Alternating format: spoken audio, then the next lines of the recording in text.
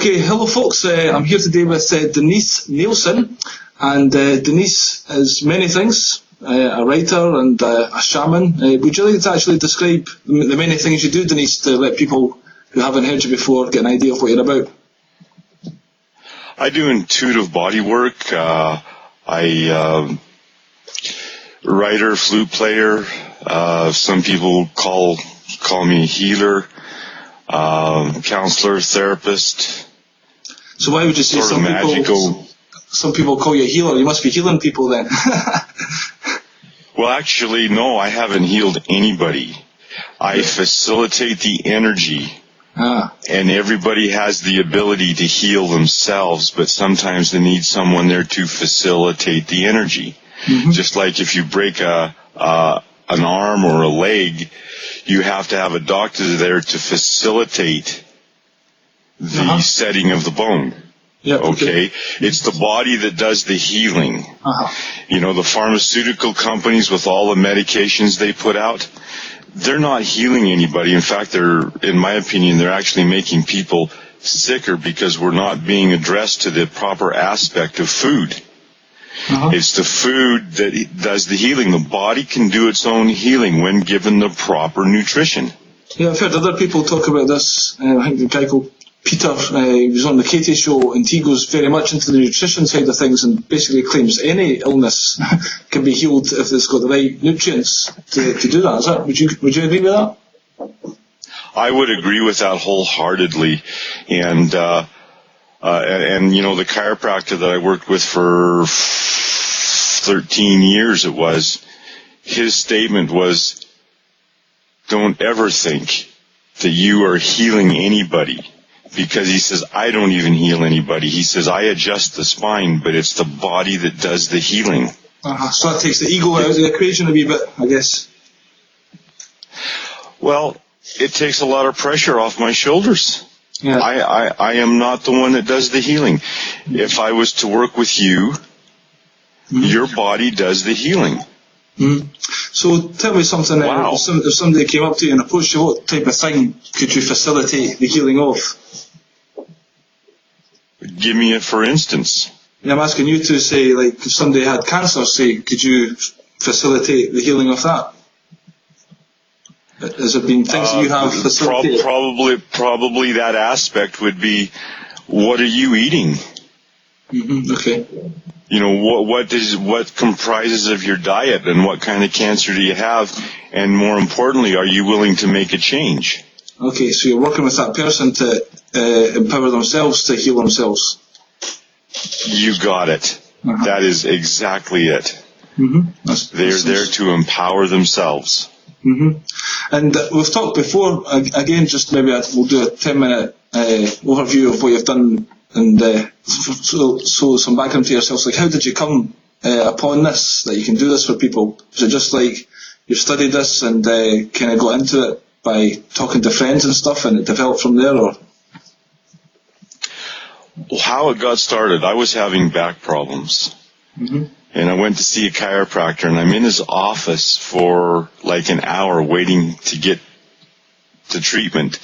And out of boredom, the only thing to read was the muscle chart on the wall. Okay, you must be pretty bored there. Flipping bored. I had to do something. Yeah, there wasn't a magazine, nothing. All there was this wall chart, this muscle chart. And so I started using reading the muscle chart. Didn't understand the names of the muscles, but I could look at the muscles, and the trapezius overlapped the shoulder blade. There's the rhomboids, the latissimus dorsi, and I didn't even know those names at that time. But I'm following these muscles down, and the latissimus dorsi goes down to the lower back. And if that muscle's pulling that, and this is pulling that, and I went all the way down to the feet, and going, man, people can have feet problems, and they got something going wrong up in their shoulders. Because the muscles have to adjust and everything. And so the chiropractor came in, and I paid really specific attention to what he was doing. And then I asked a lot of questions, and I made the statement to myself, I can do something like this. All right. And a few weeks later, I was with a group of people, and someone was complaining about their back, and I says, I think I can help you if you would like a little help. Never done it before, and I didn't even know what intuitive was at that time, and I just intuitively went in and started working on this individual, laying on his stomach and pushing points and just looking at the back and going, yeah, here and here, and picked his legs up, and his whole back went. Right. And I go, how does that feel? And he goes, I feel better. Yeah. And it just evolved from there, and then I started into reading a book about reflexology. A lot of everything I did at first was self-taught. Okay. And that makes the difference. And then I went and got another book on reflexology. And it was totally different from the first book, and then I got another one, and then it was different from the first two, and I went, what the heck is this all about? Mm-hmm. So in that aspect, I learned that everybody is different. I cannot be everything to everybody. Mm-hmm. I can only relate to those that can relate to me. Mm-hmm. And so there has to be more people out there doing the body work, because there's a lot of people out there that are really hurting on a lot of different levels. And so I can only do so much. I can only work on so many people a day. And there's a huge need for people to facilitate everybody, and even I need facilitating. I have people that I go to that facilitates and holds the energy for me. And it's my biggest challenge is because of what I know, I have to step down and just shut up. Mm-hmm. and let that person intuitively work on me. Yeah, you can't try and guide them to help you.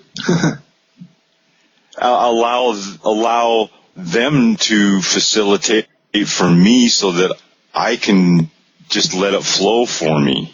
Because that's what happens when I'm working on people.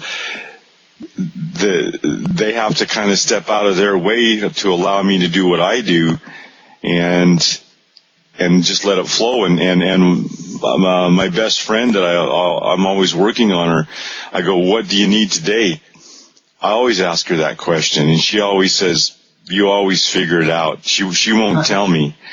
And she steps out of the way and just lets it happen, and bang on all the time with just exactly what she needed in that moment.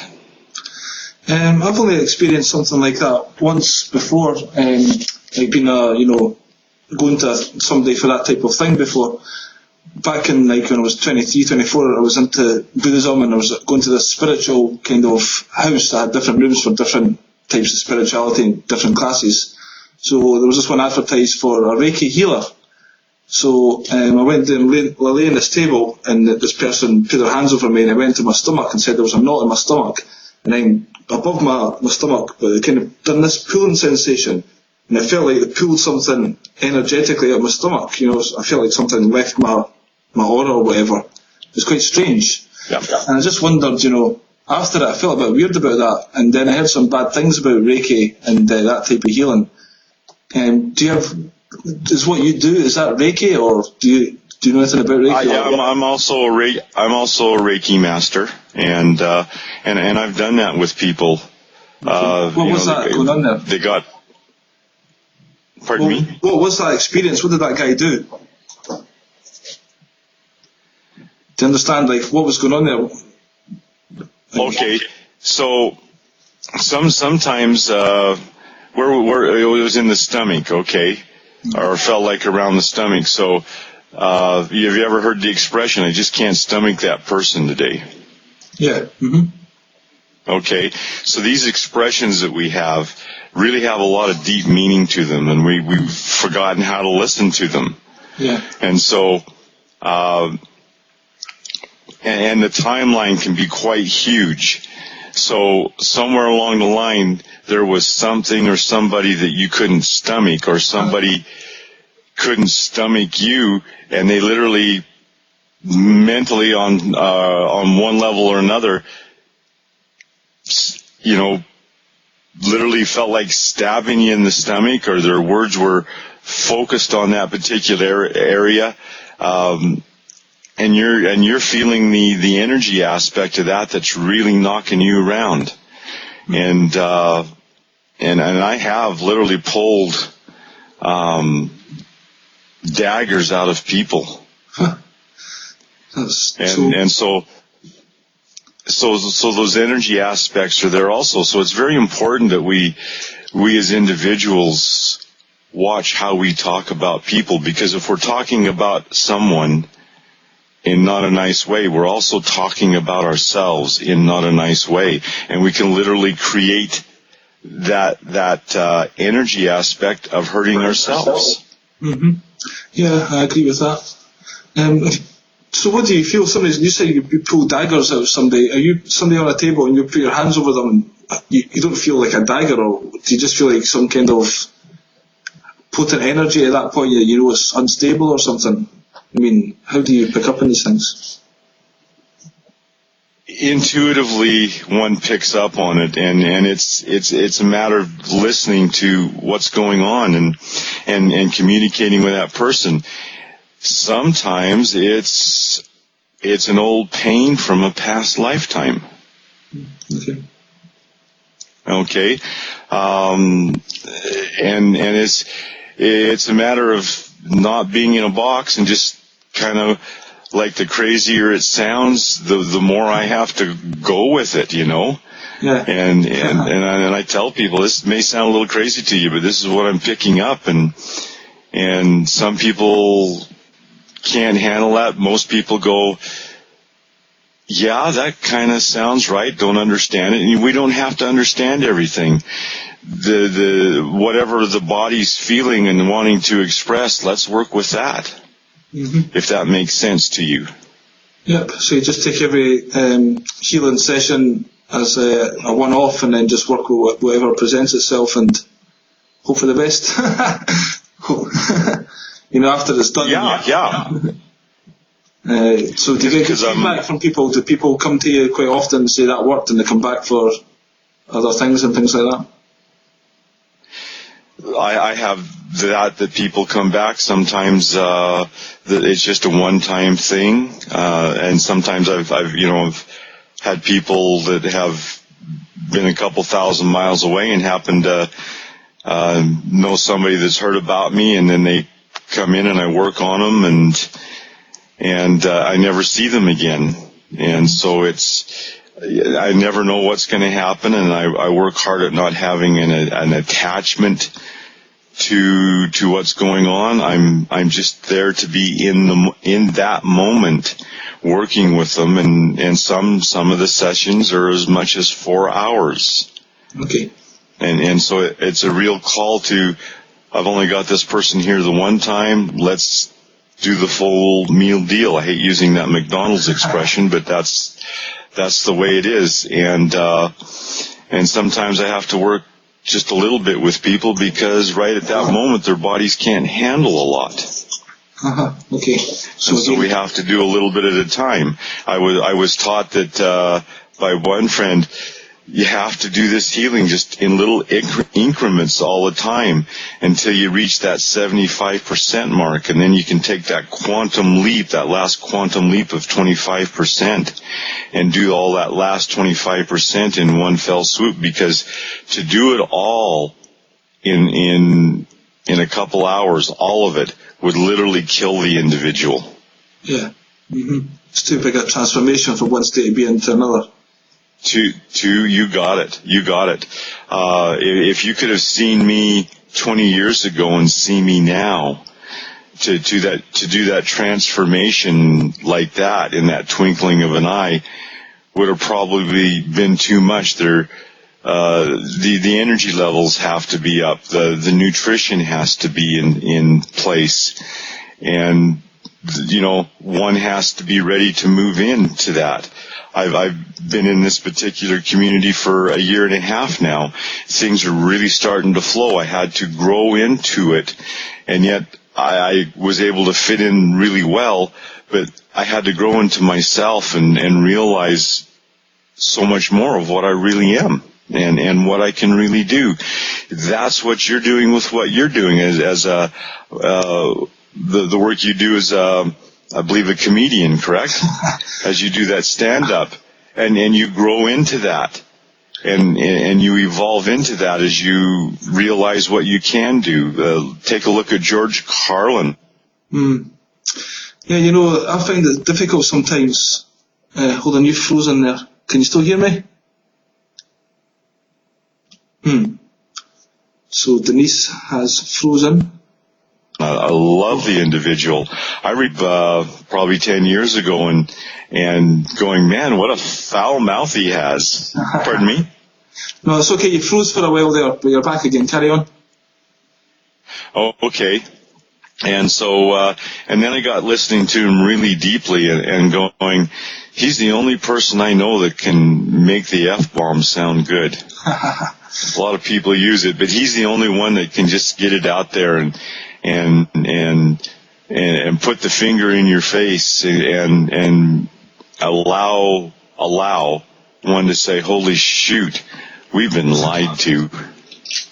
Yeah, he's pretty good at being unbelievably direct and laying it crystal clear on the line. Sometimes it's not even that funny, but the crowd love it just because it's needed to be said, Because we're laughing at ourselves for the effing idiots that we are or have been in some of the aspects of our lives. You got to laugh at yourself, and he does that. Mm-hmm. I love the man, and I was saddened to hear that he had passed away. It was close to devastating because he was putting the truth out there, and in my conspiracy theory aspect, I think they took him out.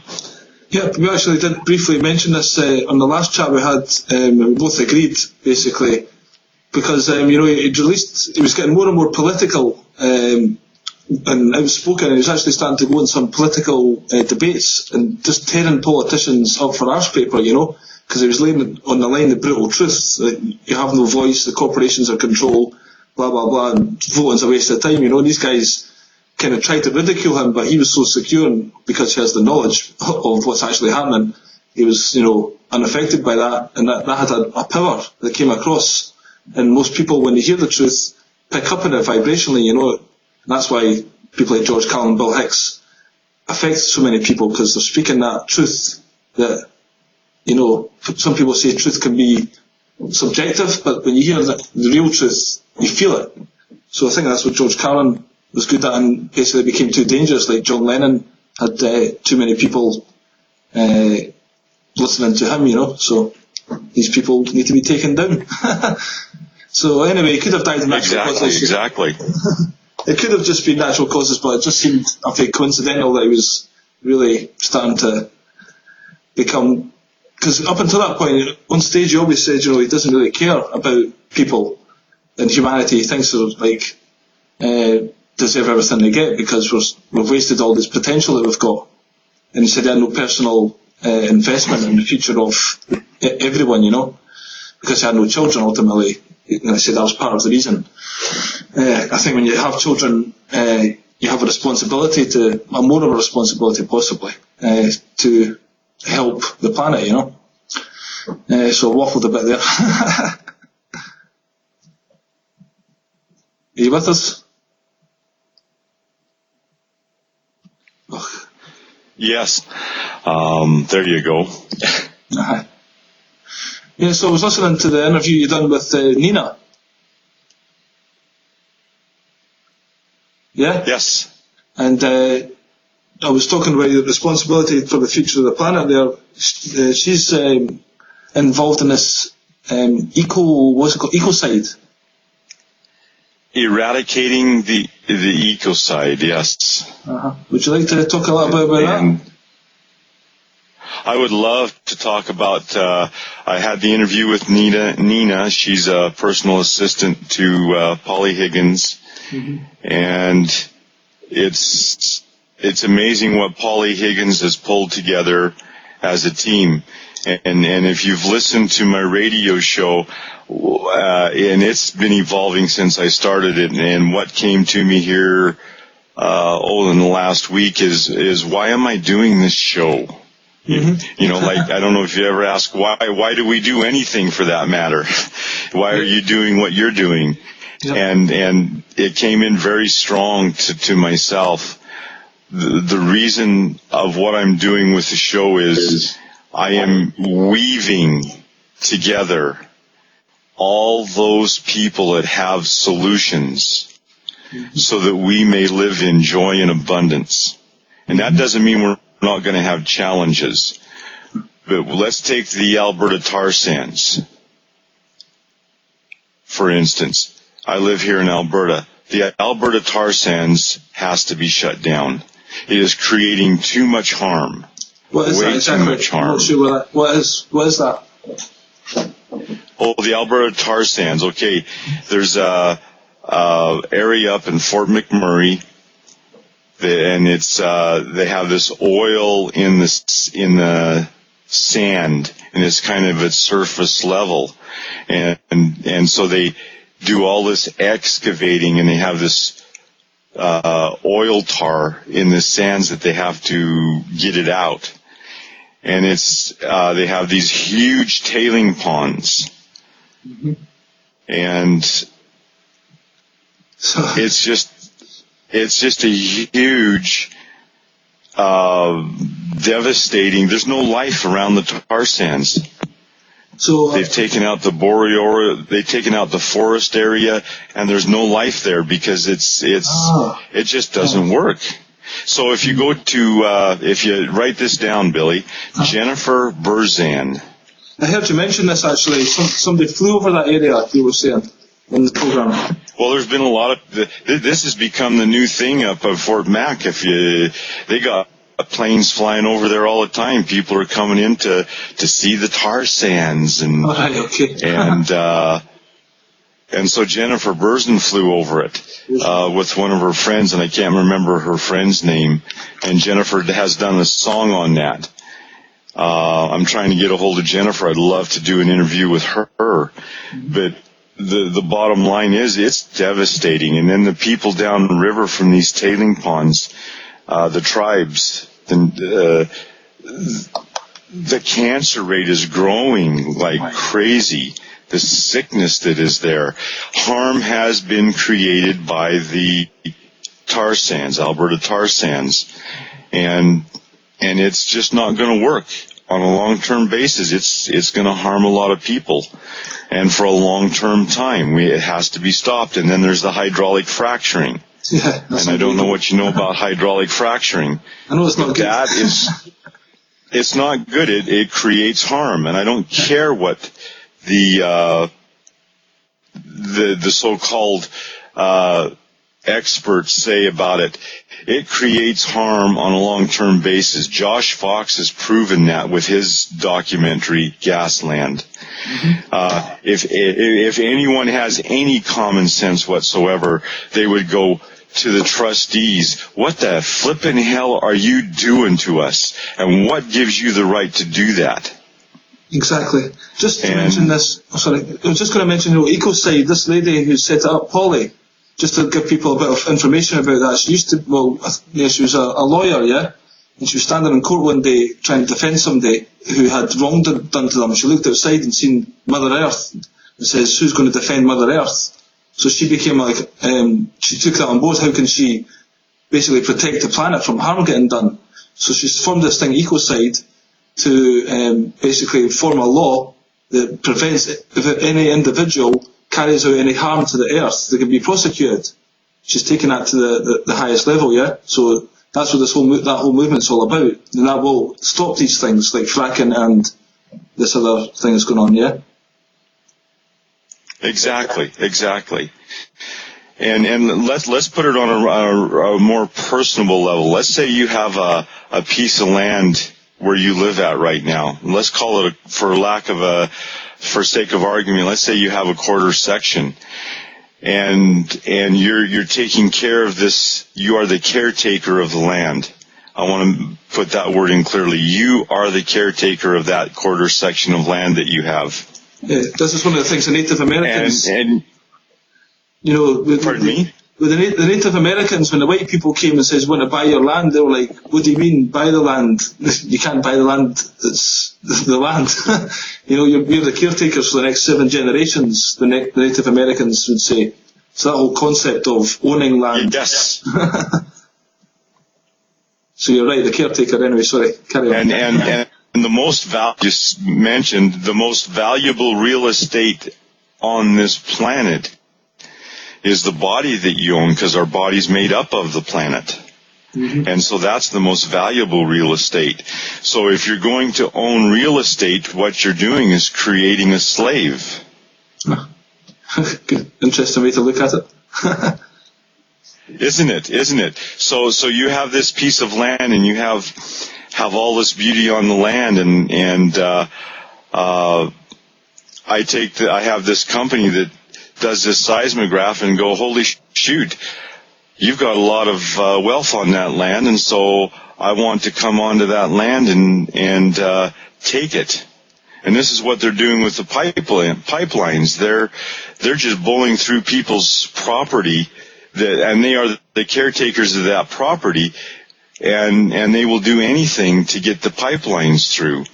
And it doesn't matter what harm they create, they're going to put these lines through, because it's all about the dollar. And the dollar, as I was talking to an individual last night, the dollar doesn't exist. It never existed. It was created to create slaves. And so when we start working out of that aspect of not having the dollar around and working on energy exchange and creating abundance in our lives, the banks are going to fall, because they will no longer have a purpose. Mm-hmm. Looking forward to that day. And so this is why it's so important. This is why I love what you're doing, Billy, because you are interviewing me, and you're wanting to get information out to the masses so that they can educate themselves. So in an aspect, you are a healer. You are healing the thought processes of people, and you do that by allowing the information to come out. And like you're doing with me, this is what I'm learning, and I'm sharing it. Some people will get it, some won't. That's okay, but the ones that do, it will help them out. And you just don't interview one person. You're interviewing a whole bunch of people so that a whole bunch of views get out, so a whole bunch of people go, oh, wow, I get that. I don't get that, but I get that and a little bit of that. And they start creating an experience of, I need to step into my own freedom, and I need to be my own person, and I'm not creating harm anymore. I am knowing my true spirited heart, understanding my true spirited heart, and working with my true spirited heart. And what a shift in the individual. Well, that's quite profound what you've said there, and that's basically what I've been striving for, and hopefully getting closer to, manifesting. I've tried different things. I've tried the comedy thing, and I'm doing this open mic night, but I'm just kind of going through the motions of old stuff I used to say, and it's okay, people enjoy it. But, I really actually I've redesigned my website. I'm taking the focus off myself, and I'm going to make it more about, still do myself in it, but other people. And because I think everyone, once you know this type of knowledge, I think there comes with that a responsibility of sharing it. And I don't know, what you can do, but at least when you die, you can look back and say, okay, at least you tried to pass on something and do something. But it's actually taking the step up to embody that. It's okay thinking I want to do this, I want to do that. There comes that moment where you have to step into it and be it. And that can be quite scary and daunting, and at the same time you're more scary if you don't do it. So I'm kind of fighting with myself. And I'm trying to, Yes. And that's the whole process, because in doing that, as you said there, sharing other people's work, and then by people get a sense of who I am, then you want to inspire other people to do the same, because that's what it comes down to. Everyone has to claim back their own responsibility for the planet, well, for themselves, first of all, and their immediate environment, their friends. Okay, yeah, you froze up on me, and so, and then all of a sudden, all this fast motion comes in, and it's like it's catching up to you. Yeah. And so, yeah. There's all this alien technology available, and basically, I've listened to a lot of people recently describe unbelievably amazing technology that's out there. We're still kind of struggling with this stuff, you know. I think it could be better if they really wanted it. It's like they introduce it very slowly, so we keep paying for a little bit better over a period of 50 years, where they could do something amazing instantaneously. well, it's all about the money again. It all boils down to the money. Yep. And, I've looked at my cell phone a number of times, and it's just, hey, they're making me pay for all of this, and everyone else is paying for it, and we're so excited about all this new technology, but we're paying for it, and we're literally putting ourselves down this road that is enslaving us. Yep. Yeah, I guess that's another reason I'm talking about, me sharing stuff. It's getting to the point now where we really have to start changing things, and stopping the enslavement, because it's getting pretty scary, the technology, and exactly where we are. People are not aware of how much danger we're actually in right now, Exactly, and listening to the Coast to Coast the other night, there's actually a couple states there that are saying you are not allowed to fly drones. The federal government is not allowed to fly the drone planes over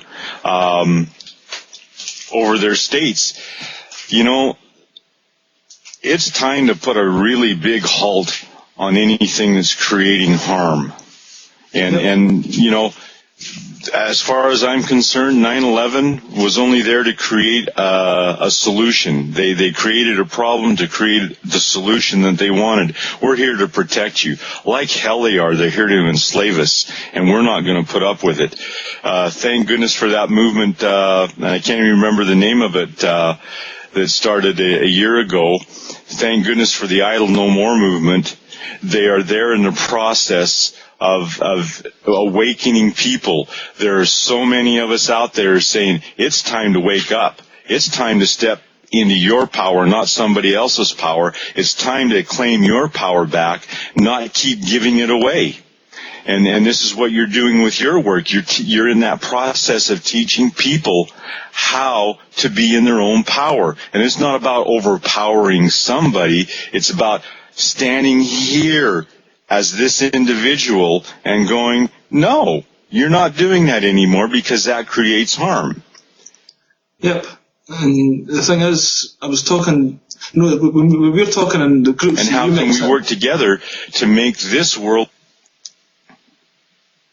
Yep, exactly. The groups that you talk and you mix in, and people are all helping, and you know all these groups, and it seems really great. But then sometimes you think about the masses out there and how completely ignorant they are of this type of stuff, and it can be a little bit, you get hopeful and the things are changing and stuff because you hear it from like-minded people, but then you can take a step back. So I was talking to somebody yesterday about this, and they said most people are happy to be controlled and told what to do because they don't want that responsibility, So you still have to remain hopeful, obviously. Well, let's break down the word responsibility.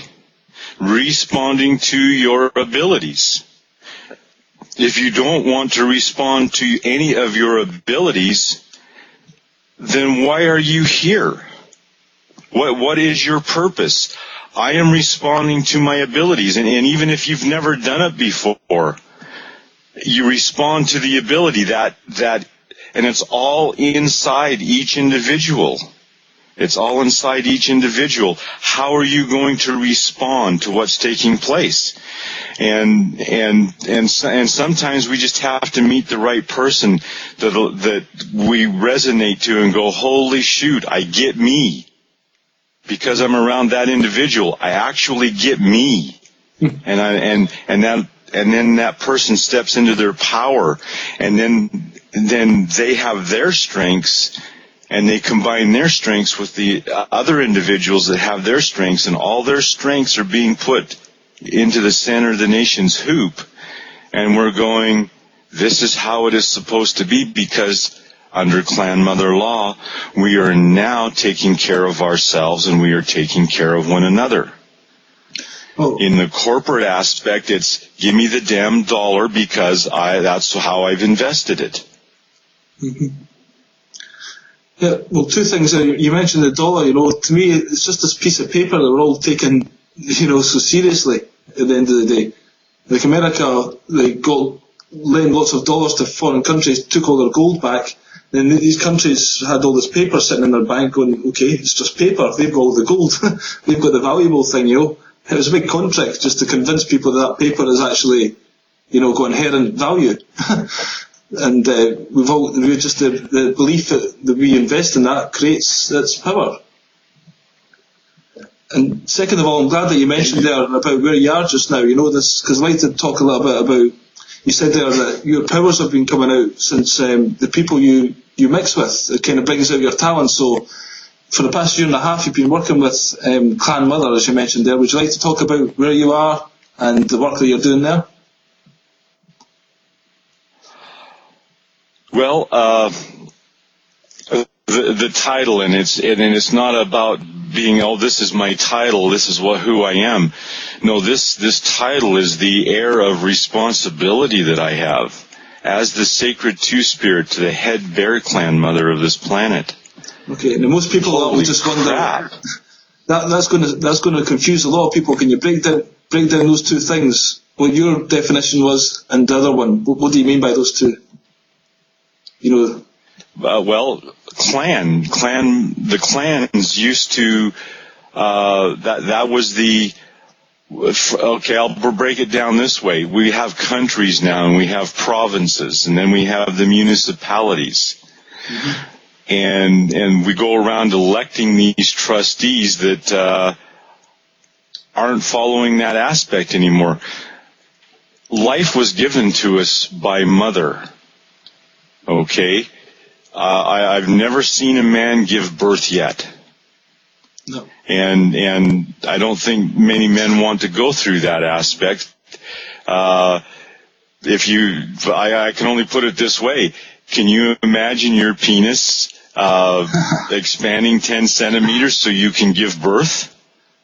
No, we should expand, but not to give birth. Okay, so this is what the woman goes through. They dilate so that they can give birth. Uh-huh. And they go through a tremendous amount of pain, and even in that life that's created in the womb, they put their life on the line to give life. Yeah, I've always said if it was up to men to produce children, there wouldn't be any. There wouldn't be any, no. And you got it. And so I want 10% for all of this comedy routine that we're putting together here for you. Yeah, no worries. And that's my standard line, and I don't care whether I get it or not. I just have a lot of fun saying I want 10%. 10% of fuck still because yep, you got it. And so back to the clan mothers. The clan mothers are the law. Women are always the law because they are the life givers, and it's the men that are the protectors of the life of essence. So if we take for instance Mother Earth, she created Father Sky to protect the environment of her earth. So Father Sky is the original shield. And so if you really want to learn how to be a shield to protect the essence of life for women, then you will tie into Father Sky, and Father Sky will teach you how to be a shield.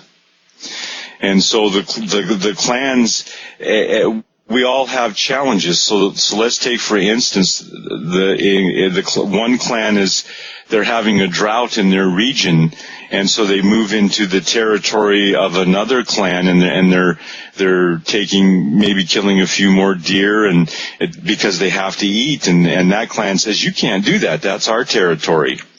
So instead of having a big, huge battle and war, they pull out the lacrosse sticks, and the men have a game. And let's say the clan that's not having the drought, they actually win. Well, what does that mean? That means now that because they won, they have to take care of the clan that doesn't have enough abundance right at the moment because of the drought. And so now the responsibility is that whatever they have extra of, they share with that clan. And it's about taking care of one another in clan mother law. So the head bear clan, there are different clans out there. There's the bear, and I'm not going to go through all of the clans because I can't remember them all at this moment, but the bear clan is the one that I have been adopted into. Okay, yep. And being a part of that bear clan as a sacred two-spirit under the direction of the head bear clan mother of the planet is a responsibility that I have, and I have to step up to that responsibility, and I have to live that responsibility. I have to respond to my abilities every day. Some days I just want to stay in bed and sleep because, holy shoot, there's so much to do. and so you come along into my life and say, hey, I want to interview you. You have made my life easier in able to getting the word out, getting the information out to people that the change is here. We are the change, and how we respond inside to our abilities, because ascension that is taking place depends on how deep we go into ourselves as each individual, and we move into that aspect of standing in our own power and being the best we can at any moment. Also understanding that some moments are way much better than others.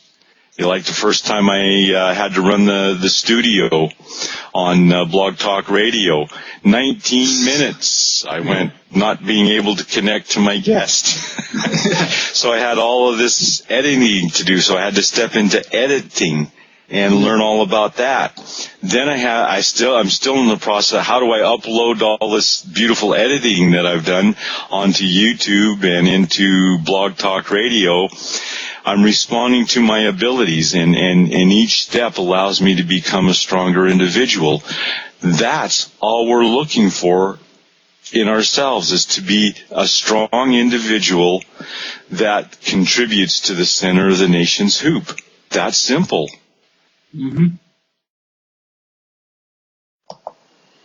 So, technology, yeah, that's what I was going to say about, you're saying you have to step into this editing mode, okay? Now, part of what you're doing there in the clan mother and stuff, to me it seems about getting back into nature. I think we're quite out of touch with our natural environment, and yet to kind of spread this word of change and everything like that, we're having to use this technology, and it means we're sitting in front of our computers quite a lot of the time, and to me that's kind of like the digital world is kind of taken over humanity. It's like the silicon has a consciousness, and it's like a parasite on us that we feel, that time I was listening, I had a power cut here, and I only had my laptop, and I started listening to you on the radio on an MP3 I had, and I felt very peaceful, and I felt, oh, this is great. And then when the electricity came back on, I was disappointed, because I knew I was going to go back to the computer and be tuned into the grid again.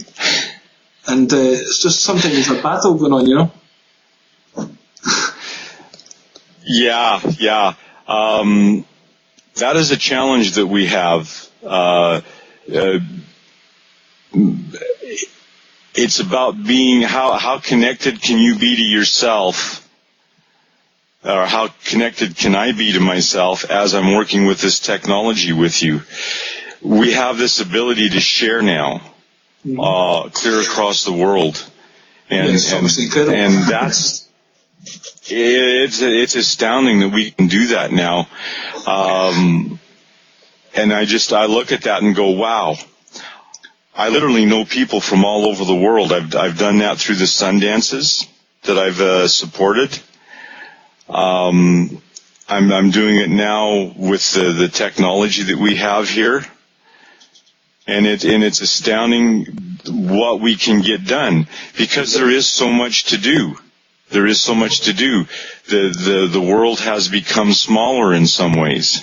Yeah, I've been listening to some interesting people get interviewed recently who have worked for this, or been in contact with the CIA and high levels of the government. And this particular individual on this radio show past couple of nights has talked about teleporters and how he has personally teleported to Mars. And he also said that Neil Armstrong and Buzz Aldrin had done the same, and various other people. And describes this incredible technology and basically free energy and anti-gravity devices that the highest levels of our military have, and operate. And, we're talking on Skype and we think it's great, but if we had this access to this other technology that is available, then the whole paradigm of this world would totally change. We wouldn't need any electricity, and energy would be free and it'd be in abundance. And this is, I think, another part of our responsibility right now, is to confront these issues and get them out there and get awareness of this in the public domain as much as possible, so we start claiming our human birthright, really, because we're all entitled to the use of those inventions. Why should this small elite group be using that to the detriment of others and keeping us all in this oil-based reality, So true. Now, we call this, they talk about these being able to go to Mars. Well, before this solar system was hijacked from the Sagittarius dwarf galaxy, and we're now in the Orion Arm galaxy, the technology was there to go anywhere we wanted. Yep. And so it's not new. It's always been there. In fact, there used to be life on Mars and Venus because life started here in the solar system on this planet, Tiamat. Mm-hmm. And when it was hijacked through the circuitry web of life, all life was taken from the planets to save that life. And so there has been life on Mars, and there possibly still is life on Mars. You listen to Laura Eisenhower. Yeah, exactly. She talks about that. And so let's step out of this realm of we're just new here. This solar system, and we live in this planet is the divine living library, and so we whatever we do is recorded and is being watched. I hope not. The moon up there. Pardon me? I'm just joking. I said I hope not. We are being recorded. And that's so, actually something that we should bear that in mind more often. If everybody was more conscious of that, more often, again, the world would change quite dramatically, Oh, heavens, yes, it would. And so, what do people do in a library? They take the book out and they read what's going on. We have 7 billion books that are being written right now. Mm-hmm. On this planet. So there's a lot of information being put together. And we're all looking to educate ourselves. Do you think the star ancestors, they're still in the learning process? As long as we're in the learning process, we are living. But when we become slaves, we start to slow down and we start to die. We are meant to live forever. And as my friend Hannah Laura stated, we are deathists. We have become deathists because we die. We get involved in this reincarnation state. We're supposed to step out of that. How on earth can we put together an eternity in 70, 80, or 90 years? How can we do that?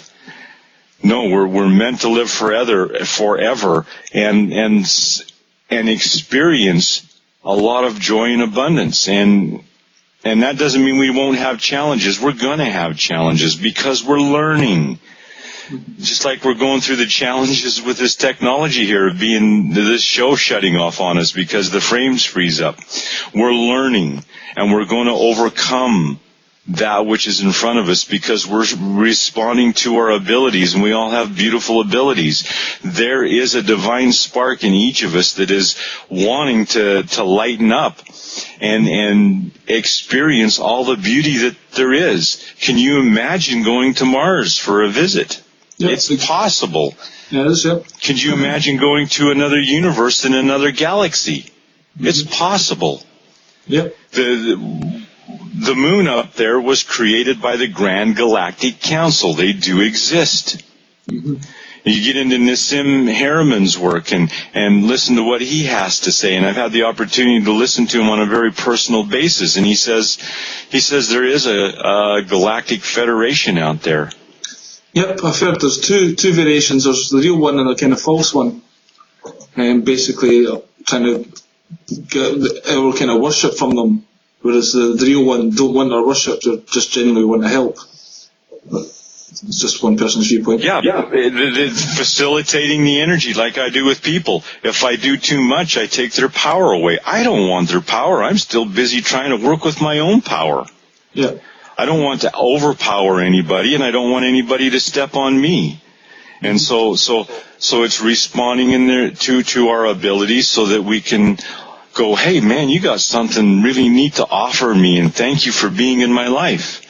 And when we start sharing that with other individuals, even if it's just when we're passing in the grocery store, thank you for being here, thank you for what you do, and all that you contribute to the center of the nation's hoop. Wow. Yep. I listened to an author today called Tim Freak. He does these video blogs. And today's one was just about, he was going to meditate and he stopped, and instead he just thought about all the people who's been in his life and affected him. And obviously there's your family and your friends, close friends, but then all the other people, who've one way been part of your story. And everyone's got their own story, as the main character, but just thinking about all those people who maybe tried to block you from doing things and causing chaos or whatever, but they've all played some kind of role, and just some kind of gratitude for their involvement in your kind of movie, because we're all kind of, you got your own movie going on, like we play bit parts in others, and it's just the whole thing's, we shouldn't judge others for being a certain way with us, who've been teaching us lessons, that we've needed to learn to hopefully come to this stage in our life where we always try and improve ourselves, I guess. Evolve, yeah, because we're all looking for the best of us. And notice I didn't say better, because when something's better, something automatically is not as good as. So if I look for the best in you, I'm looking for the best in myself. I don't want to be better than you. I want to be my best, and I want you to be your best. Yeah. And as we step together up to the plate with our best, wow. And I don't know if you've ever been around any draft horses. No. Do you know what a draft horse is? No. These are the big horses that used to pull the wagons. Okay. So there was this competition one time that took place, and this one horse could pull 7,000 pounds, and this other horse could pull about 6,000 pounds. And so they thought, well, what happens when we put them together? They can probably pull 13,000 pounds. Well, what they found out is when these two draft horses got together, they didn't pull 13,000 pounds. They didn't pull 15,000 pounds. They pulled 20,000 pounds because they each stepped in with their best, and it changes the multiplication aspect of what we can do when we step into our best. And I share my best with your best. Look at what we can do, just like those two draft horses.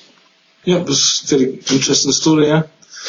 Yeah, as I say, two minds are better than one, and then add a third to that, and away you go. Exactly. And so, I work at being my best when you interview me, and when you get on stage, you work at being your best, and you're moving through that weaving of, well, I like that, but this one doesn't feel comfortable, so I'll go over here and try this. And this is where try is in its power, because this is the solution you're working for. And so I'll try this solution, and I'll try that solution, and I'll keep a little bit of this and put that back. And you're weaving, and you don't want to weave it tight like this. You want to weave it loose like this, so Divine Mother can step in with you and weave with you. And so when we have Divine Mother working with us, that is adding to the best of who we are, because now we're tying directly in with Creator. And we are creating with Divine Mother. Yep. Just on that point, the last open mic night I done, there was a theme about sport. So I was like, I better prepare something. So I had this list of stories to tell about football and stuff. And I done the first half, and I was kind of going through the motions. Okay, tell this story, blah, blah, blah. Tell this story, blah, blah, blah. But I wasn't really inspired, I was just kind of doing it because I needed something to say. And in the second half, this guy, and a boss, somebody who I write articles for from a state agent, he came in, and I says, oh fuck, I better impress him with my wife, with his wife, basically. And I kind of pulled the finger out, but I just went more into the moment, and I didn't stick to the plan. Even though the stuff I said, I kind of knew most of it, but I was just like coming up with stuff in the moment, and I felt more divinely, inspired, And I felt then I was at my best because I was like engaged. You know what I mean? Instead of just going through the motions. You weren't structured, okay? You were stepping into a bit of your feminine aspect, and you were letting it flow. Yeah. The males have to have everything structured, and that has a place, and it has a proper place when it's used properly, and it really works well. And the feminine aspect is, we'll just let it flow, and we'll do this now, and we'll do this now, mothers have to have that flow with their children because you can't structure a little child you can only pee at 2 o'clock and you only poop at 3 o'clock because that's when I'm available. No, the body doesn't work that way. When it's time to pee and time to poop and it's time to change, that's the flow that the feminine aspect works with in the nurturing the essence of life. When it's time to be fed, it's time to be fed. And when the males are out there working, let's structure it like this, and we'll do this in this time frame, and we'll do this in this time frame, and that's how it flows. And so what you're learning to do is blend your feminine aspect with your masculine aspect. You have to have a little bit of structure there at times, because structure in cooking, there has to be a bit of structure in putting all the ingredients together to be an alchemist. Anybody that cooks is an alchemist. Because they put ingredients together to create something. And that's the real simple basis of being an alchemist, is cooking. And so how do we put the nutrients together to structure this body so that it flows in the feminine? It's really a unique aspect of how to be and in responding to our abilities. Yep, interesting. So, just to go a bit more, I totally agree with that, the feminine aspect. Men need to get more into, because a lot of people say women should be empowered these days, but actually men need to be a bit more in tune with that female energy as well, I think, like caring for each other. Well, where did we come from? Yeah. Well, where did men come from, literally? The vagina. They were created by women. They were created by women. And some will say, well, a man had to be there. Well, with the Rh negative women, they have the ability to parthenogenesis. They can create life without man. Yep, there's a lady who talks about a cult that used to be in Greece, and I think it was Ephesus. Euclidean mysteries. There used to be this group, and this is where the myth of the young virgins came into play, apparently, because there was like very pure 13-year-old girls who kind of trained for this particular role, and they'd have all these older women there, and they'd do a ceremony, but no men were allowed. And basically, during the ceremony, this girl would she'd become pregnant, but she was a virgin, And the child was born from that. This is where part of the myth of the Virgin Mother comes into play. And that child often went on to be, like, for instance, one of the examples was Alexander the Great came from one of these they called these women a goddess because they were highly respected in that region at that time. And he used to take like a psychoactive substance and rub it on their genitals, and that's where you get the myth of the witch broom and the flying on the broom, because he used a brush on the woman's genitals to achieve a higher state of consciousness. And I don't know, so that's, in history, there was a kind of tradition of women who had these virgin births without a man, you know. Do you know anything about that? That's the first I've heard of that particular version or that story. Yeah. The one that I'm know very well is when Isis stepped out of the sacred tree of life, was the first womb kind to be on this planet. And how was she to create anything? She had to do that with parthenogenesis. Yeah. And so she was asked, do you want to create someone in your own image, or do you want to create a female kind, first male kind? And she chose to create a first male kind. And so in that aspect, she had a child and she raised it, and beloved Lady Dragonfly was there to assist her with that childbirth. And you know, Father Sky was there to help, and Star Sun was noticing what was going on. All the planets were communicating, and this is one of the aspects of as we start understanding what life is. The planets do communicate with one another, and there is a cycle that takes place. And we've just stepped through a cycle back in December, and we're moving into who we truly are.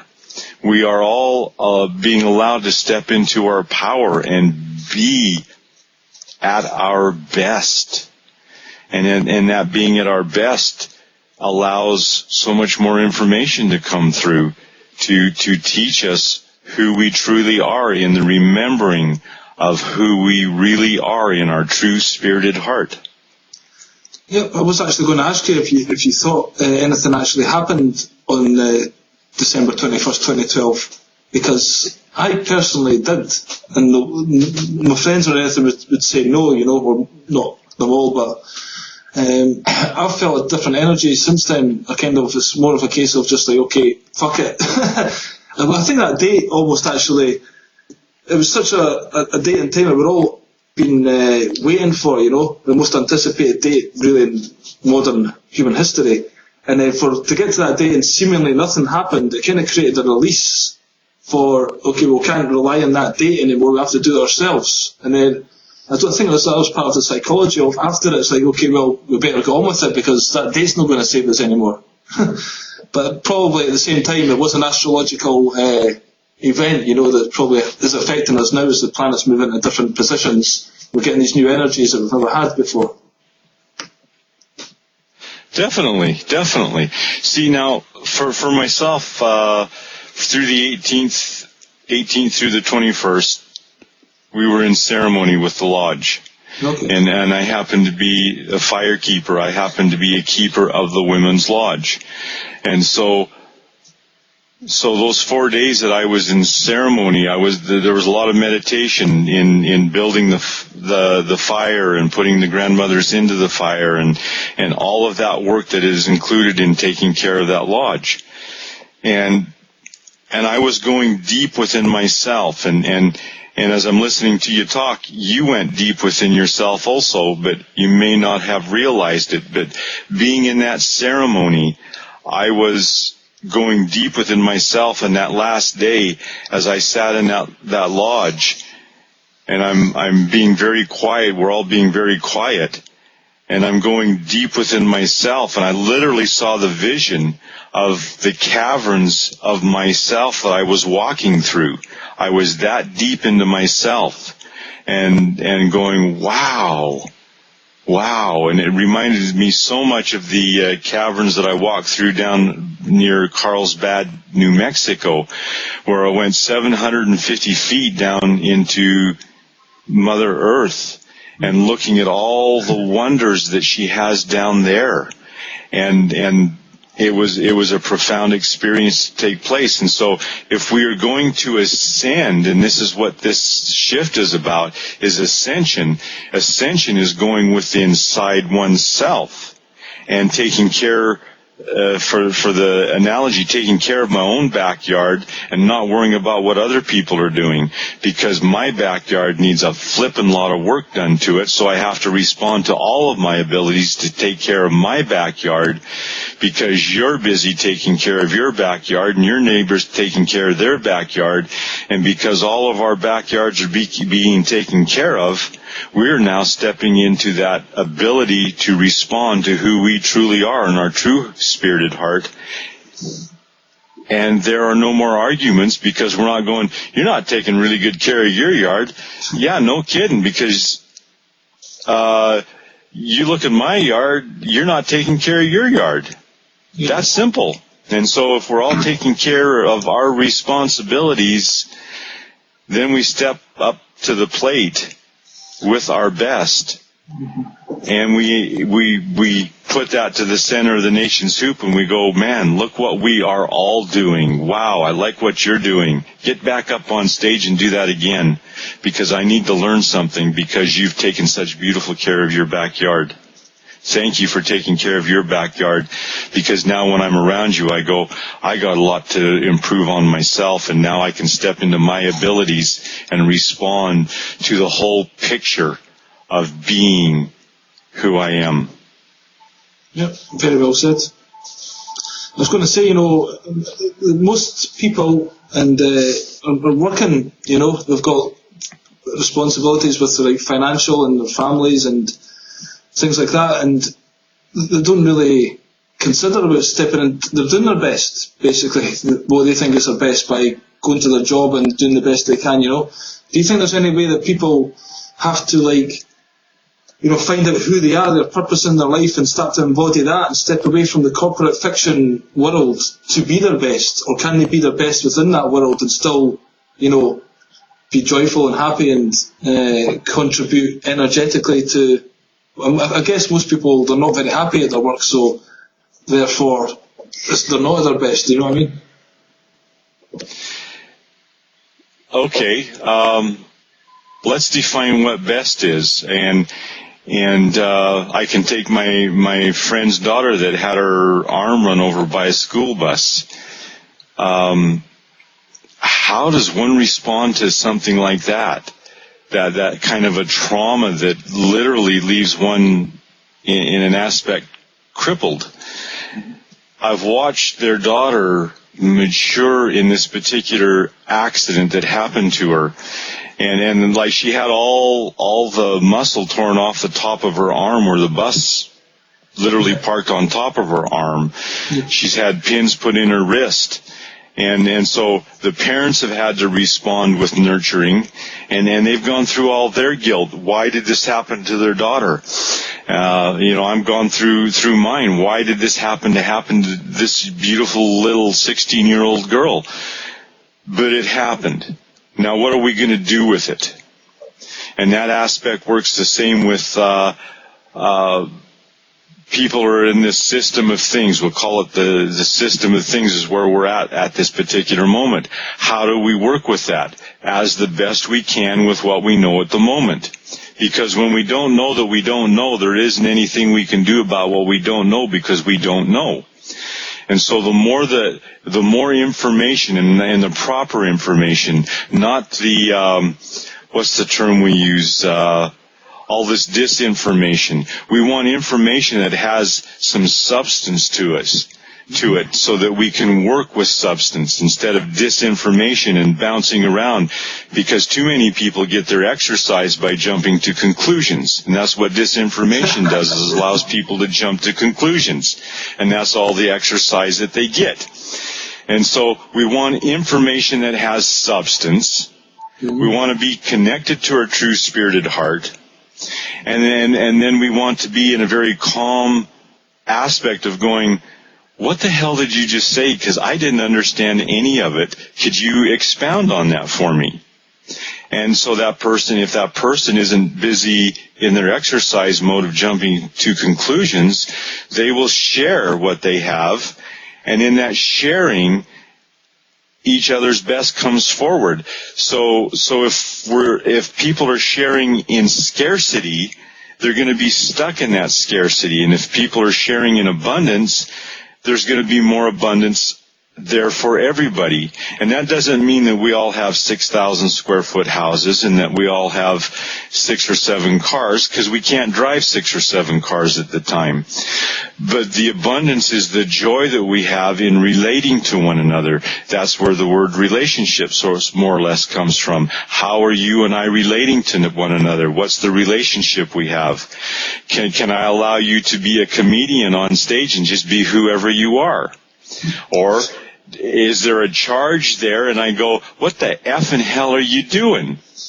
You're making an ass of yourself. Well, that's because there's probably a mirror coming up and I'm going, I'm a bit of an ass myself, and you're mirroring that to me, but I'm taking it out on you saying, what the hell are you doing? No.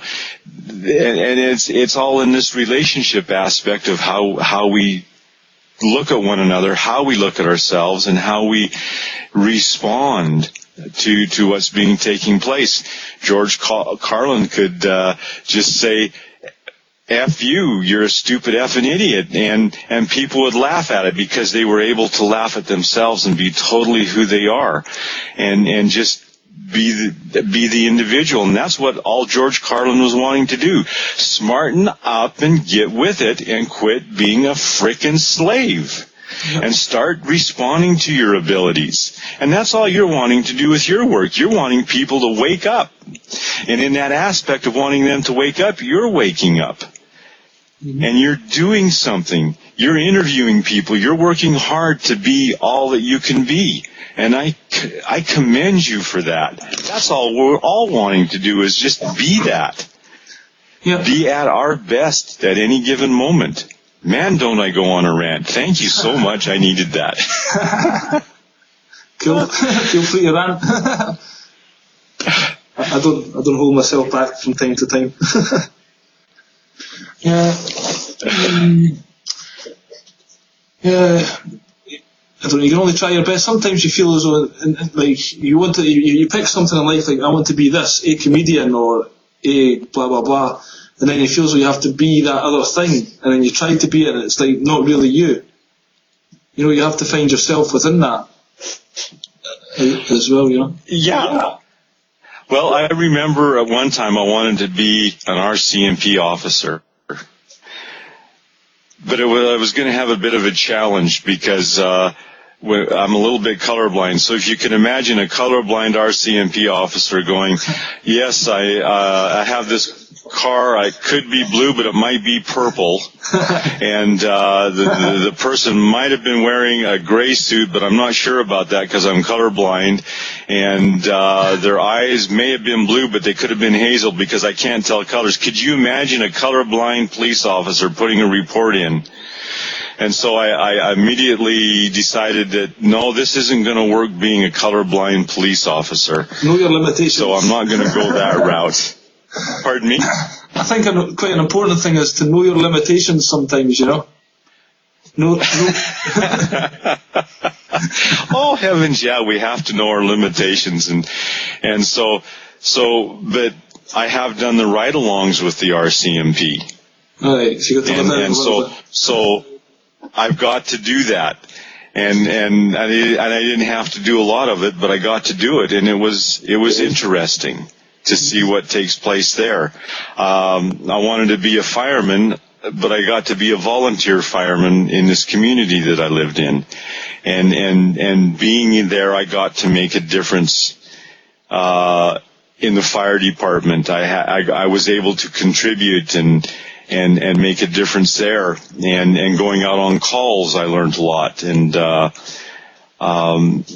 it's amazing what takes place when the alarm goes off, and that's the first thing that when you hear the alarm, immediately somebody's in trouble somewhere. Yeah. And it happens at 2:00 in the morning, it happens in the afternoon. You respond to that aspect. And so we're here to be in service to one another, and just, you are serving me today to allow me to talk. I am serving you today by talking because you want to do an interview. So we are in service to one another. And when we step into those aspects of whoever we're in front of, we are in service to one another. It's beautiful, because people that go to the bar, they're in service to the bar owner because they're supporting that bar owner. But that bar owner is supporting them because they're in service to them because he's serving them the liquor that they want. And the friends that get together are in service to one another because they sit down and they tell stories and they laugh and they have a good time. And then every once in a while, and for lack of a better term, the idiots come along, and a couple idiots come along and want to serve one another with a fight. That's true. And so why are you serving that way? Are you an effing idiot? And so how can we serve where we're all in abundance, and maybe we need to have a fight club somewhere for some people because that's what they like doing. That doesn't make sense to me, but it's out there, and there's so many different aspects of life taking place. Some of it I just don't get. I don't have to get it. I just don't get it. I remember sitting in the Tongue and Groove in Lethbridge, and this jazz band was in, and they were way out there. And I had to leave because I didn't get it. There's people sitting next to me going, "Did you see that? Wow!" And I'm going, "I don't get it." Yeah, there's something. I had to leave because I didn't want to destroy that moment for that person next to me that was just all over it, because they were into this music, and the next thing he saw on this piece of foam, and they were loving it. I didn't get it, and there will be some things that I just won't get. Does that make me wrong? No, I need to leave and let those people enjoy what they're doing. Yep. Like bestiality. That's a bad joke. I don't get that. Hey, some people are into that. I don't get it. And we need to laugh about this like you're doing. We need to laugh. Because it's there, laughter's, that's why we laugh at those things, to release that tension a little bit, Yeah, well, when you're pulling dead people out of accidents, that's a heavy. And then there's some black humor that comes up because we have, how do you cope with that kind of trauma? And I've had to been through the debriefings on some of those incidences, because I was turning the rage that comes from inside because of some of these traumas that I've seen being on a volunteer fire department. There has to be some debriefing come through, and we have to really see the beauty in life, even though there was a trauma there. And sending all these people into wars, and the trauma that they see, and then they come back and they're not even taken care of, is an atrocity in itself. Not to mention the atrocities that they experienced, the atrocity of not being taken care of after being in a war. And the Vietnam War is a huge example for the American people of the inabilities to cope with life after seeing all those atrocities. And it's got to stop, and the healing has to be there. So now it's time for all the healers of the world to step forward. And comedians, Billy, are healers. And so you're stepping into that healing mode of who you are with your comedy. And how is your comedy going to heal? George Carlin, Bill Hicks, we're healers. This is what I want to try and do, is to talk about this kind of stuff on stage, but it's very difficult. People on a Saturday night wanting to relax and chill out, to try and bring up these topics and still create a good atmosphere, so they tend to just gravitate towards simple dick jokes, basically, But But I'd rather get into some substance, but then once you start going down that path, it's pretty hard to get jokes. I guess I should sit down and write some material, that could be handy. But I'd rather I want to dip into it. Bit by bit, it's just how to approach these kind of topics on stage. It's not easy. That's why I like doing these interviews, because I can be a different part of my character, and talk about these kind of things without the need to be funny, because it's difficult. I believe it's Jon Stewart over here that has that show. It talks about all the politics and stuff, and a lot of it's funny. And I haven't watched a lot of it, but a lot of it's funny, but they get the points across. Yeah. Go ahead. The idea, this is what I was going to do. Instead of going on stage and talking about it, I'll get a particular video that I'm interested in, and then do a comedic bit, an introduction that's light-hearted and humoured, but talking about the stuff in the video. So I'm kind of introducing it in a very light-hearted way. But then the video kind of gives the real information to make people realise that this is serious shit, So I thought that could be a way to get that across. So I'm going to try and look at some political events, some history, show videos. There's one recently about how every war is basically a banker's war, and people need to see this video. So I'm going to take a video a day maybe and write a routine around it in 5 minutes, introduce it, and then show the actual video, and try and get people commenting on that. So it provides awareness and a laugh at the same time. Yeah, so you're a comedian / teacher / student. Yeah. All in one aspect. Yeah. And so as you step into your true spirited heart, and whatever ceremony you create before you go on stage. Because when I go on stage to play my flute, I'm holding my flute in my hands, and I'm putting that energy into that flute, because I'm the instrument that plays the instrument.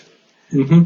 And then when I step on stage, everything just all the male structure goes, and I step into the full feminine, and I let it flow, and it makes a difference. I've seen so many times the energy shift in the crowds when I've played, or with just an individual when I've played in front of an individual, and it just makes a huge difference. And that's what you're going to do as you put this together. You're going to have a little bit of structure there, and then you're going to go into the flow, and I don't know if you've ever had those moments, but I have had when the flow was there, that zone. Some people call it the zone. and it just flows, and the crowd is alive, and they're rocking to the music. And I did that with my friend Dooley from Ireland. He was playing the bar run, and I was on my flute, and we had the whole place rocking. Cool. And I went back the next week, and we're gonna do this again. I couldn't step into it because I was forcing it. I was structuring it. Yeah. But those flows, those zones when we're there, man, what a way to live. What a way to live. Flute rock and roll. Exactly. And I have another friend, Paul Kipe, that we do the song Bad Company together. And he's on his electric guitar, and he's doing what he does well, and I'm taking that flute in places that some flutes never go. And man, do we rock that place with that song called Bad Company by the band called Bad Company. And I love it when I'm around musicians like that, because I love being around good musicians, because those really, really good musicians make me look like I'm really, really good. And so when we're around really, really good people at their best, it allows us to really, really be good at our best. It's funny you should say that. I wrote a few songs back in the day, and this girl, basically, I played them to her, and she liked them. She was a singer, and she plays the flute as well, actually. But she forgot her flute this day, because this piano player who actually seen me at the open mic, and he talked to this girl who was at university with, doing music together, about me. Then we met, and then I showed him the song as well. So we went to his house, me and this girl, and he's a piano player. So with my songs, like, are very simple chords, like G, C, D, E, right? But he was playing the piano with my melody, so she was singing them, and he was doing this amazing piano work, and I'm just playing the chords. I go, this is pretty fucking good, you know. So I'm just doing simple G, C, and D, but I was part of something that was sounding amazing. Not amazing, but damn much better than I could have done. Much better is amazing. Much better is amazing, and claim that for yourself. Claim that amazing because we all love to be amazed, and so claim that for yourself. It was just good because yeah. Carry on. No, you carry on. Yeah, I'm just saying. I talk a lot. It was just a good experience to be part of, you know. That musical, like something really musical. A group getting together, and like, you're not the only one, you're doing your bit, but other people are doing it. The overall thing's like beautiful. And it's even more amazing when a group of us get together and we're just doing something and it all connects. And I've had that happen a few times. And even if the crowd didn't like it, we, the ones on stage, we were having a good time just for ourselves. And if those others wanted to participate, they're more than welcome. And that's the whole key right there when you're doing your community, your comedy. If they want to participate with you, that makes it just that much better. Yeah, but we've also kind of learned to realise you've got to make yourself laugh, and you've got to do it for yourself. Like, if you do it just to please them, then it takes away from it, you know. So sometimes I say things. I say things that are quite outrageous to some people, you know, but I say it with a little twinkle in my eye, and I know I'm pushing a button, and I know, especially in Turkey, I shouldn't be talking about some of the things I say on the stage here, but I'm being myself, and that, just me by being myself, I'm allowing other people to kind of relax and be themselves, you know. And I can't pretend to be... There you got it. That's what I've learned through comedy. I can't pretend to be somebody else. I've got to be myself, otherwise there's no point in doing it, you know? Profoundly well said, my friend. Profoundly well said. And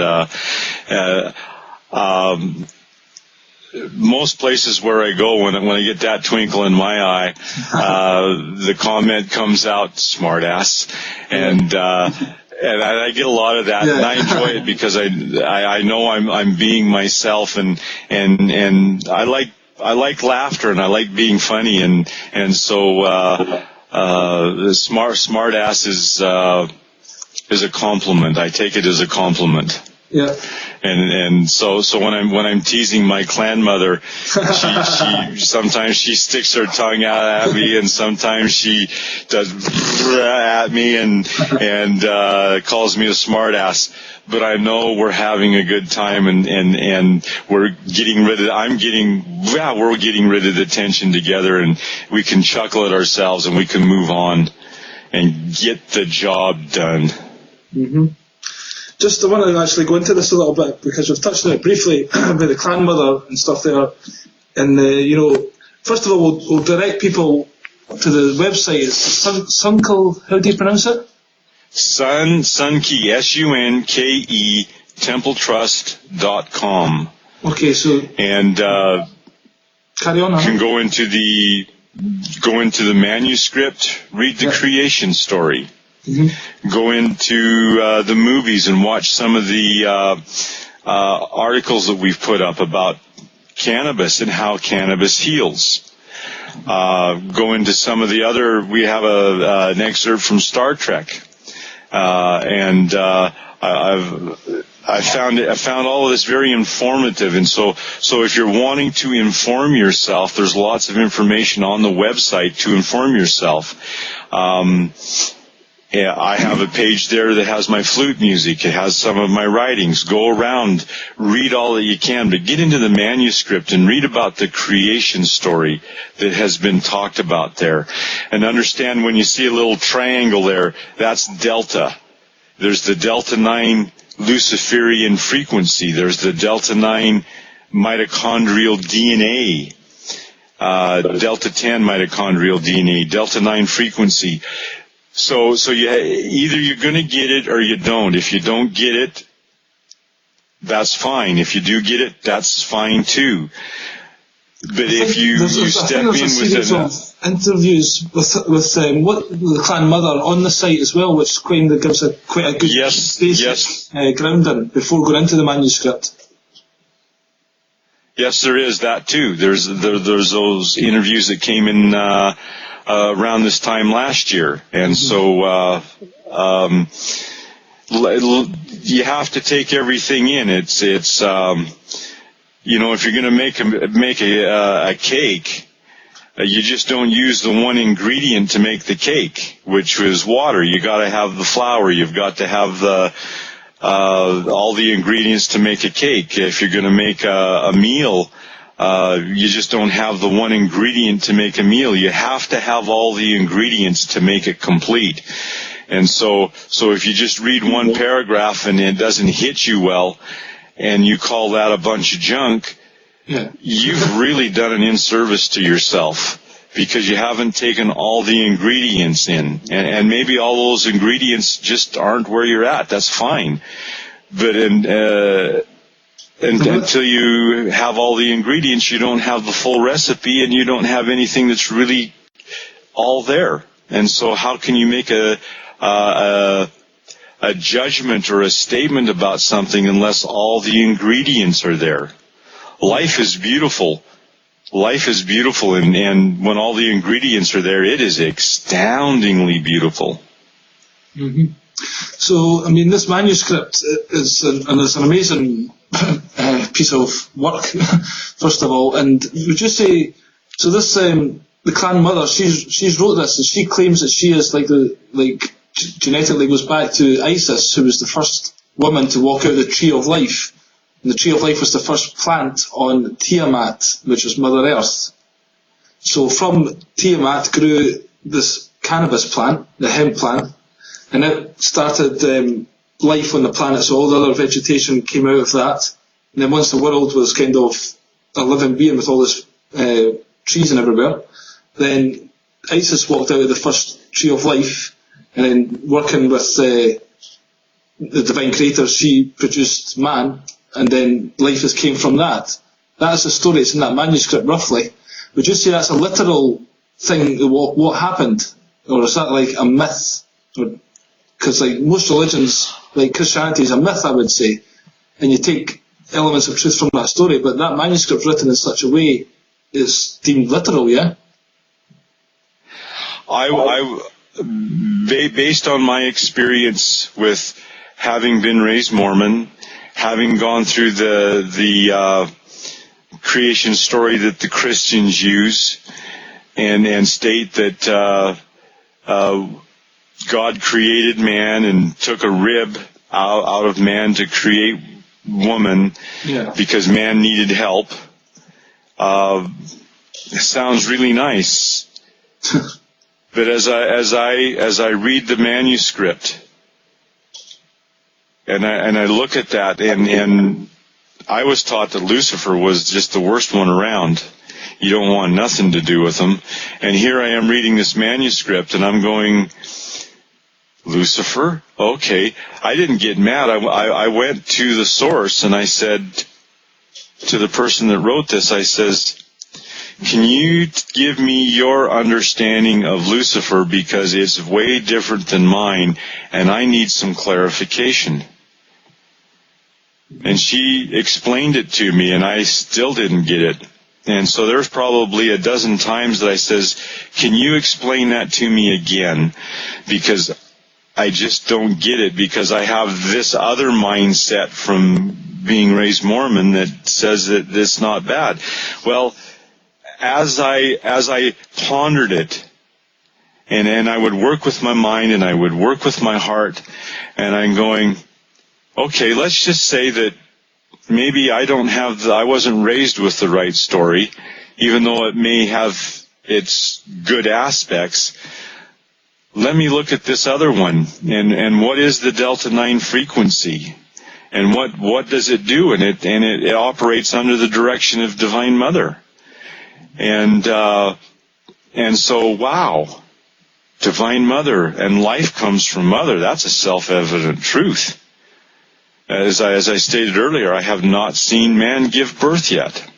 And so womb-kind woman gives birth.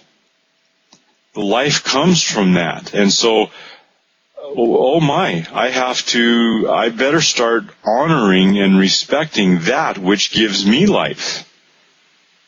Oh my word, that's a huge concept right there. And so I hold in reverence that which has given me life. And reverence is the highest form of respect. Mm-hmm. So in that highest form of respect and reverence, I kneel down before that which has given me life in total reverence for my life. And in total reverence for my life, now I had better be responding to my abilities and creating that love and compassion and understanding for myself first. So I'm going into the ascension of myself, going deep within myself to have that understanding and respect for myself, that reverence for myself. So I will not be creating harm with myself. And I'm still working on that. I don't have that down 100% because I have another 80 pounds to lose. So I haven't got rid of all of the harm that I have created. I have to release that harm.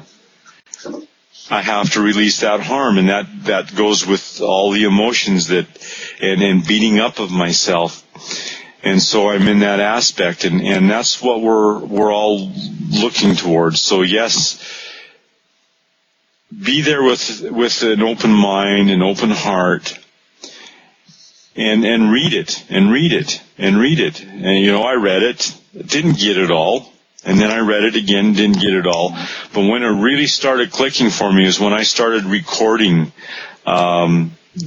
each piece. And I was speaking it out loud. That's when it really started clicking. There were times when I had to shut the recorder off and I had to walk away from reading it because I was crying so much. Because I was actually connecting. Notice I didn't say getting it. I was actually connecting with what was taking place and realizing that we have been lied to on a huge, huge basis. Why do you think the Pope's resigning? Because of his age? No. Because the lies that have been perpetrated on the people. And that doesn't mean that every Catholic is an ass out there. There are some beautiful people out there that in any religion that you show me, I'll show you some beautiful people that have the ability to really care and love have compassion for those that are around them. And there are truths in every aspect of religion. But guess what? We've been lied to and we've been put into slavery, and we are not slaves. We never have been slaves. It's time to step out of that aspect, and it's time to be all that we were created to be. And it's time to start teleporting to all the other planets. It's time to start connecting with the tree spirits and talking to them and listening to their wisdom. It's time to drive through the mountains and listen to the mountains speak to us. And I've had that happen to me. And it's time to look at the moon and listen to what Grandmother Moon has to say. Even though it was created by the Grand Galactic Council, there is an intelligence there that was created. It's time to connect with Mother Earth and listen to the wisdom that she wants us to understand. And there is so much to connect to. It's time to connect with the star ancestors and listen to what they have to teach us. And then connecting with one another and connecting with ourselves and realizing that we are all one and that you are a different aspect of me and I am a different aspect of you. And we are these beautiful people that have so much to offer one another. And we can be ourselves and we can be in our power and we can love our children. We can allow them to experience their lessons and we can support them in the learning of their lessons. I can stand on stage and play my flute and let the notes flow and be whatever it is it needs to be for each individual. I don't structure it. I'll allow it to be that for each individual. And as you stand up on that stage and you go into who you truly are, and you allow each individual to connect with themselves, and they get to laugh with you and about you and with themselves and about themselves. And we're all laughing because we actually got it. And we're not those fucking idiots that George Carlin says, "Are you a fucking idiot?" Yes, we are, and we're proud of it, and we're going to change in this moment, and we're going to connect with ourselves, because, George, you've connected with yourself, you've connected with the divine creator, and we are all individuals, and we are all we in the same moment. Yeah, it's very beautiful, but when you say things like that, and I agree with you about all being one, it's ultimately one consciousness, yeah? But there's a rogue element in this world that we're living in, to some extent, like the mafia, the criminal society, the power elite, this kind of breakaway society that has this technology and manipulating the rest of us. So how do we treat those people at this time of being? Because if you just look at the governmental side of things, whereby they're the trustees, we have to make them responsible, so that we're the beneficiaries, and either we remove them. How do we deal with those people? Do we judge them? Do we put them in prison for their crimes against humanity? Obviously we want to treat them with love, but wisdom, there has to be some kind of justice, I would say, for the things that they've done. Like the Pope, is he just allowed to hide in the Vatican for all he's done? The common law would suggest that he needs to pay for that. And how do we, as generally good people, come to terms and deal with these elements of kind of evil, for want of a better word, That's a very good question. If you go to on the last Wednesday, my radio show with Sean Galloway, he's written a song called "I Choose Love," and I've had the opportunity with Jan Pierce and we got to open for Sean here in Calgary 3 years ago, back in October. And I was talking to Sean about that. How do we choose love?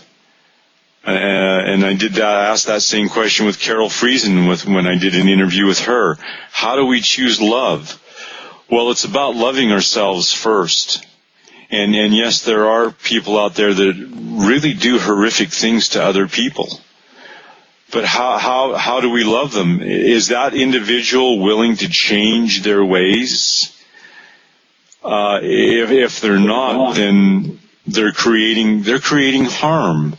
But we're also creating harm when we don't stand up and say, "You can't do that. That is creating harm." Now, how can I love an individual that is creating harm? And that's a huge challenge. But guess what? I've created harm in my life. I created a lot of harm to myself because I wasn't the woman that I wanted to be. I had to be stuck in this male body. Mm-hmm. And I really wanted to get out of this body. And so I've had to really learn how to love the male body and yet put on the feminine personification of who I really want to be. And it's a real challenge to do that at times. And so I have to honor all that is here in the moment and still honor all that I really want to or suppose I want to be in the future.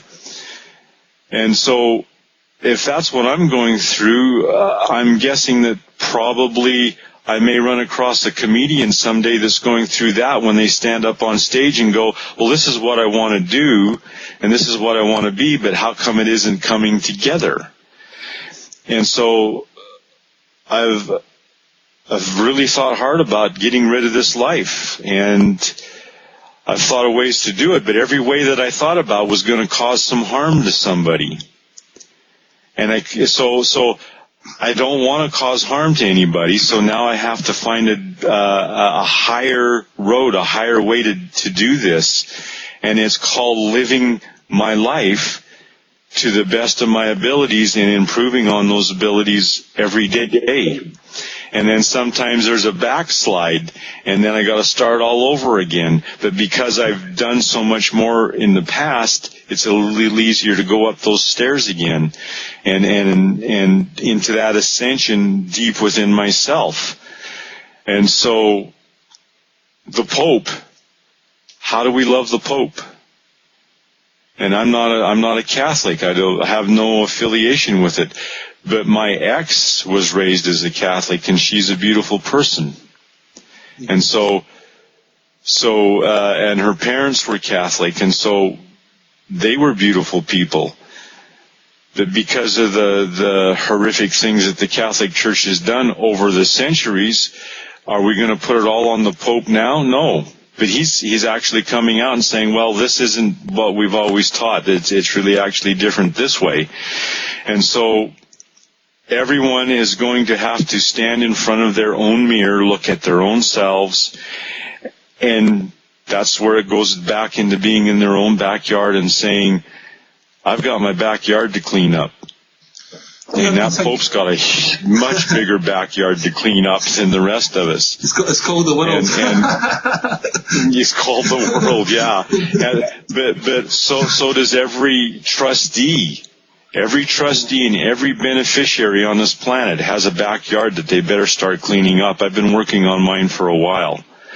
And as we clean up our backyards and beautify our backyards, then we're going to start seeing the true spirited heart and understanding that true spirited heart. And I get into that show with Sean Galloway on Blog Talk Radio, the Two Spirits Connection with the Sacred Tree of Life, and listen to what Sean has to say about love. Listen to our discussion there, and listen to my radio show tomorrow with Karen Clausen and how she talks about how women are to empower themselves, and it's about being empowered, standing in our own power. I don't want to stand in your power, and you don't want to stand in my power. I want to stand in my own power, and I want that power to grow, and I want to contribute to the center of the nation's hoop. You want to stand in your own power. You don't want to stand in George Carlin's power or Bill Hicks' power. You want your own power. They've got their own to work with. They've been working on their own. They're probably still working with their own, even though they're not here with us now, because there is so much to do. We are, again, the divine, part of the divine living library, where what we do is recorded and being read about. Mm-hmm. And you know, so I ranted again. Go ahead. No, it's cool, man. You're cool, sweetheart. Yeah, I mean, I'm only going to go about another 5 minutes. There was one thing I wanted to mention, going back to the clan mother, and you know, she talks about the tree of life, this cannabis plant. So just to clarify this. This was the first plant on Tiamat, was the cannabis plant, and all life has came from that. And our bodies have these cannabinoid receptors, which means we're part of the plant somehow. Is this correct? And what role does this cannabis plant have? Obviously, it's so medicinal, and it's a total crime against humanity why that's illegal. But how do you see the role of the cannabis plant in the future? How do we tie into that as people? To the planet. Okay. So if you look at it this way, the tree of life gave life to Isis. So that tree of life is her mother. Right. And in the recent centuries, what has been the biggest battle going on?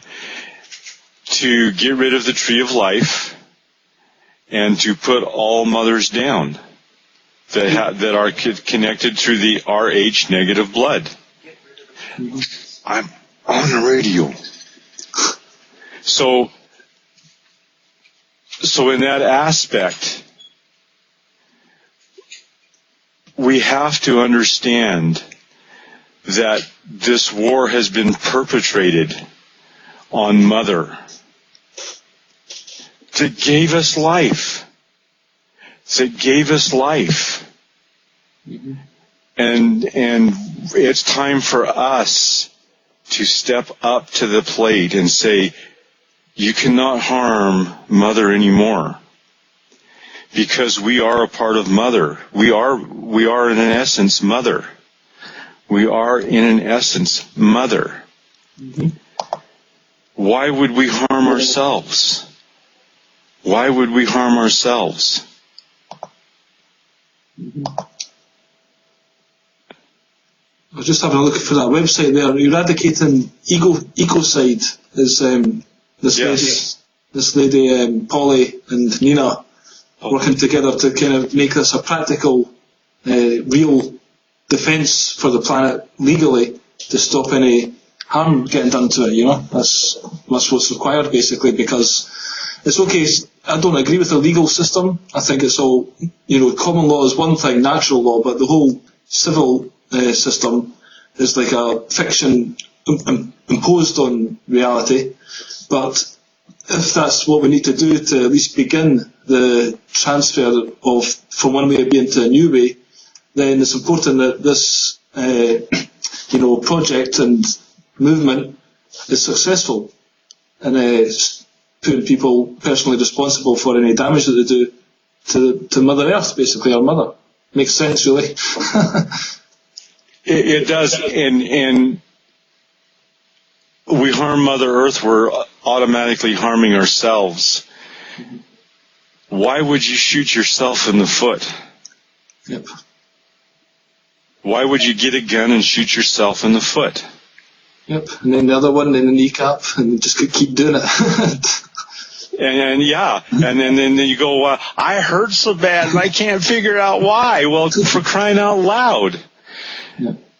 You keep harming yourself, and this is what this hydraulic fracturing is doing, is creating so much harm. I can go through a lot of aspects of what these corporations are doing, and they have no respect for the essence of life, no respect for Mother, and it's time to stop.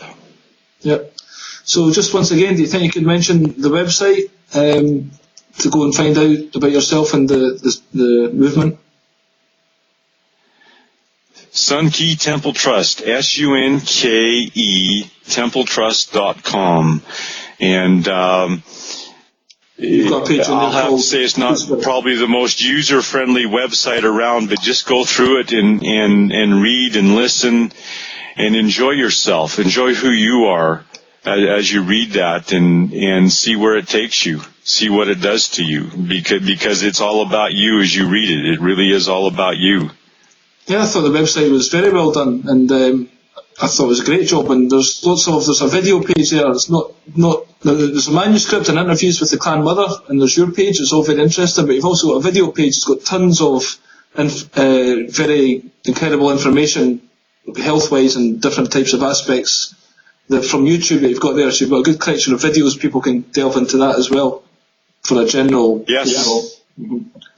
So I would recommend that site thoroughly, folks, and also please check out Denise's writing, because I really do think she's an exceptional writer.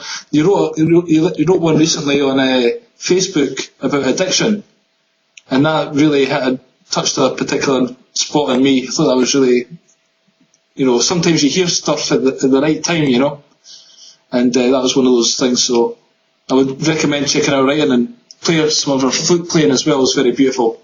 So I wish you all the best, Denise, and we'll catch up again soon, yeah? Thank you so much for this opportunity to share with you, and thank you for what you are doing in your contribution to the putting forth to the center of the nation's hoop, and in helping us all understand who we are and what we are to do. It's beautiful what you're doing, Billy, and keep up the beautiful work. Keep it up, please, and may you be blessed in the comedy routines that you're doing, so that you can really do what you want to do in your own true spirited heart. Thank you very much. I'll take that on board, and very gracefully. Cheers. Thank you very much, and have a nice day, yeah? Bye-bye. You too. And enjoy your night. I'm going to enjoy the rest of my day. I will do. Cheers, Lanu. Okay. Later. Have a good one.